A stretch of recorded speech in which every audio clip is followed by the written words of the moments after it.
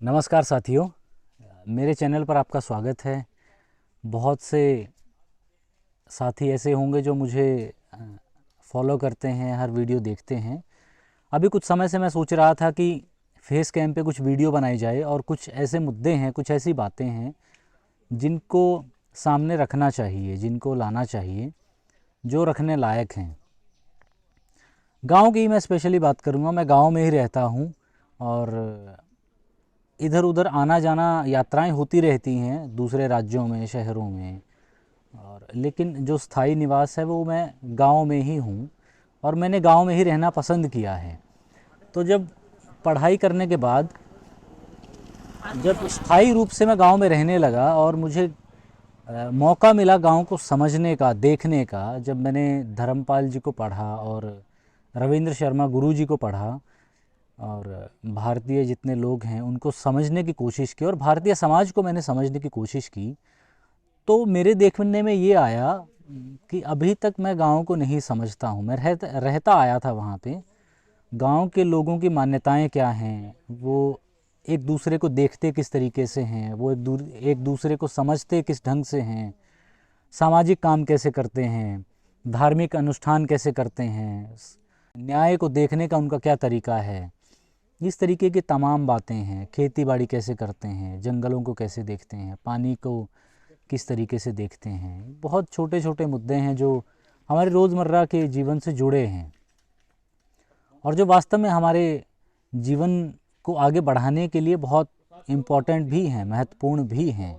गांव की ऐसी बहुत सारी घटनाएं और बहुत सारे वाक़या मैंने जब मैं नोटिस करने लगा तो उसके बाद समझ में आया कि गांव को समझने के लिए हमें गांव को सम्मानजनक तरीके से देखने की ज़रूरत है। यहाँ के लोगों को सम्मानजनक तरीके से समझने की ज़रूरत है।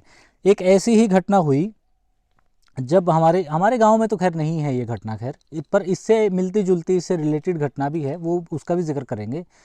लेकिन मैं ये घटना आपको बताना चाहता हूँ, आपसे साझा करना चाहता हूँ कि जब एक गांव में चोरी हुई, हमारे ज़्यादा दूर नहीं है वो गांव, उस गांव में एक चोरी हो गई, तो उसका समाधान लोगों ने कैसे किया, उस जिसके घर चोरी हुई थी उसके प्रति न्याय कैसे लोगों ने किया। जिसके घर चोरी हुई थी सबको पता चला, उसके बाद पूरे गांव को लाउड स्पीकर से या फिर एक दूसरे के ज़रिए सबको पता चल गया कि इस फलां के घर पे चोरी हो गई है।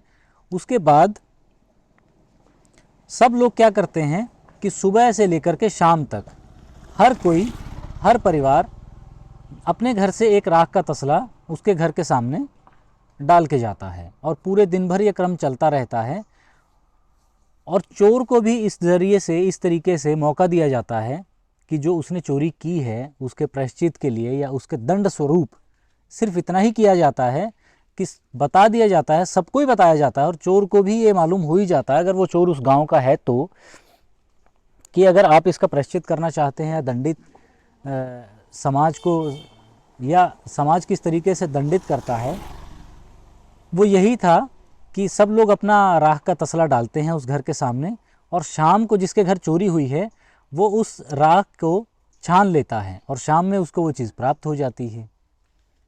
इसी तरीके से भारत के समाज न्याय को देखते हैं कि किसी को दंडित कैसे करना है।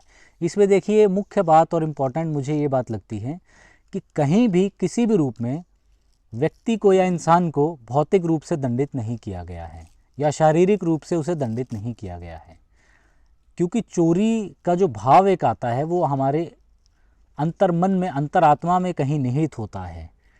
तो कहीं ना कहीं भारतीय समाज ने अपने मानवीय मूल्यों पे काम किया है और किसी भी ऐसी घटना अगर हो जाए तो उसे दंडित करने का तरीका यही रहता है कि उसे बाह्य रूप से दंडित नहीं किया जाए बल्कि आंतरिक रूप से उसमें सुधार किया जाए। ये एक वाकया था जो मैं आपके साथ साझा करना चाहता था। अगर आपको ये वीडियो अच्छी लगी है तो कृपया इसे लाइक करें, शेयर करें और हमारे चैनल को कृपया सब्सक्राइब करें और मुझे आप सपोर्ट करते रहें। मैं निवेदन आपसे करता हूँ, रिक्वेस्ट ही करता हूँ, ताकि और जितने भी वाक़या मैं गांव में देखता हूँ और गांव को समझने का प्रयास करता हूँ वो आपके साथ में साझा कर सकूँ, एक सम्मानजनक तरीके से अपनी बातें गांव के लोगों की रख सकूँ। इस वीडियो में फ़िलहाल सिर्फ इतना ही। अगली वीडियो में आपसे फिर मुलाकात होगी। नमस्कार।